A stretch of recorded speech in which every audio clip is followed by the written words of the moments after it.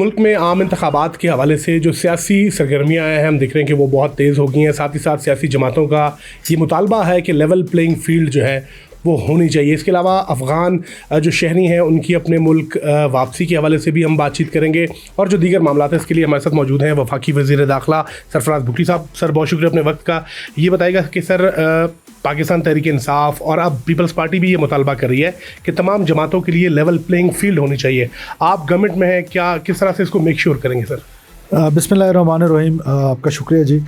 देखिए, मेरा ख़्याल है कि जितनी भी पॉलिटिकल पार्टीज़ हैं जो इलेक्शन में पार्टिसिपेट कर रही हैं सब के लिए इक्वल अपॉर्चुनिटीज़ मौजूद हैं। पाकिस्तान पीपल्स पार्टी जो है वो जलसे कर रही है, जैसे कि अभी आपने रिसेंटली देखा कोयटा में उन्होंने बड़ा एक अच्छा जलसा किया।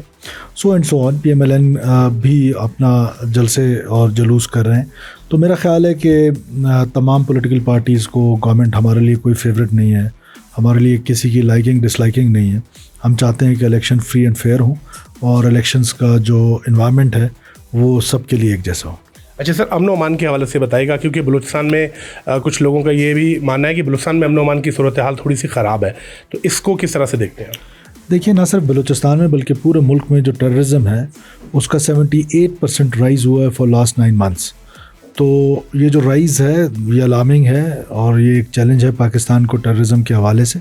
लेकिन हमारी सिक्योरिटी फोर्सेस और हमारी आवाम के अंदर ये कैपेबिलिटी और विल है कि हम दहशतगर्दी के ख़िलाफ़ इंशाल्लाह ये जंग जीतेंगे।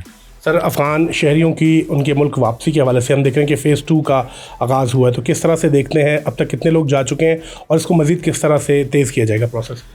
देखिए, 4 लाख से ज़्यादा लोग जा चुके हैं। इसमें से ज़्यादातर वो हैं जो वॉलंटियर रिटर्न है, जो हमारी इस जो स्विफ्ट ऑपरेशन है इसके नतीजे में या जो हमारी वार्निंग है उसके नतीजे में ख़ुद जा रहे हैं।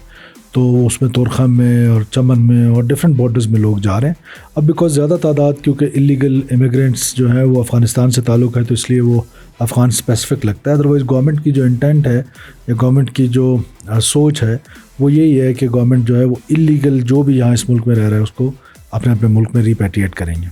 अच्छा सर, हाल ही में हमने देखा कि 2 बड़ी सियासी जमातों ने बलूचिस्तान का रुख किया। आपका ताल्लुक बलूचिस्तान से है, आप किस तरह से देखते हैं कि इन 2 बड़ी सियासी जमातों के अगर गवर्नमेंट में आती हैं तो बलूचिस्तान के वो मामला जिनको एड्रेस हमेशा से किया जाता है बट डिलीवर नहीं किया जाता, आप समझते हैं कि इसमें इस बार ये डिलीवर जो है हो सकेंगे? देखिए, बलूचिस्तान के जो इश्यूज़ हैं उसमें 2 चीज़ें हैं, एक सिक्योरिटी का पैराडाइम है, एक डेवलपमेंट पैराडाइम है।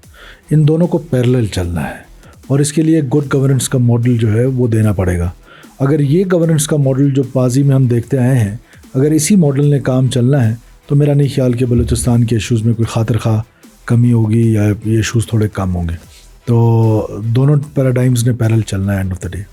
अच्छा सर, ये भी बताइएगा कि हम जिस तरह से देख रहे हैं कि बलूचिस्तान के जो ख़ास तौर पर जो मामला हैं इसके अलावा जो दीगर सिक्योरिटी इश्यूज़ हैं उसको कितना बड़ा चैलेंज समझते हैं अगले आम इंतखाबात के हवाले से? देखिए, इसमें तो कोई दो राय नहीं कि ये एक चैलेंज है और इंतखाबात में अगर आप माजी में देखें 2008 से शुरू करें तो 2002 से इनफैक्ट शौकत अजीज़ साहब पे हमला हुआ, वो जब वज़ीर आज़म के कैंडिडेट थे और कैंपेन में थे। उसके बाद मोहतरमा बेनज़ीर भुट्टो साहिबा की शहादत हुई, फिर नवाब सनाउल्लाह ज़हरी के बच्चों की शहादत हुई, और फिर अगले इलेक्शन में मीर सिराज रहसानी 200-300 लोगों के साथ उनकी शहादत हुई, जो पाकिस्तान की बड़ी तवाना आवाज़ थी बलूचिस्तान में। अल्लाह उनकी शहादत कबूल फरमाए। तो ये एक चैलेंज तो रहा है। फिर इसी तरह बिलोर साहब और so and so on, Chaudhry मियाँ इफ्तिखार साहब। तो एक बड़ी लंबी दास्तान है टेररिज्म की, क्योंकि पॉलिटिशियन जो है वो इलेक्शन के दिनों में उसकी एक्सपोजर ज़्यादा हो जाता है, वो ज़्यादा एक्सपोज रहता है, लोगों में रहता है, तो चैलेंज उतना ही बड़ा है। अच्छा सर, ये भी बताइएगा कि हम देख रहे हैं कि मुख्तलिफ जो सियासी जमातें हैं उनकी तरफ से कभी कभी ये भी इल्ज़ाम आयद होता है कि जो निगरान सेटअप है उसका झुकाव एक सियासी जमात की तरफ थोड़ा सा ज़्यादा है। इस इल्ज़ाम को आप कैसे देखते हैं? देखिए, मुझे नहीं अंदाज़ा कि आप किस जमात के हवाले से बात करें। मैंने आपसे पहले कहा कि हम न्यूट्रल हैं और हमारी एक न्यूट्रल पोजीशन है, हमारे लिए सब काबिल एहतराम है। हाँ, पॉलिटिकल स्लोगन्स हो सकते हैं, पॉलिटिकल नारेबाजी हो सकती है और इलेक्शन के दिनों में होती है, तो ये पॉलिटिकल जमातों का आपस का जो झगड़ा है हम उसका फरीक नहीं है।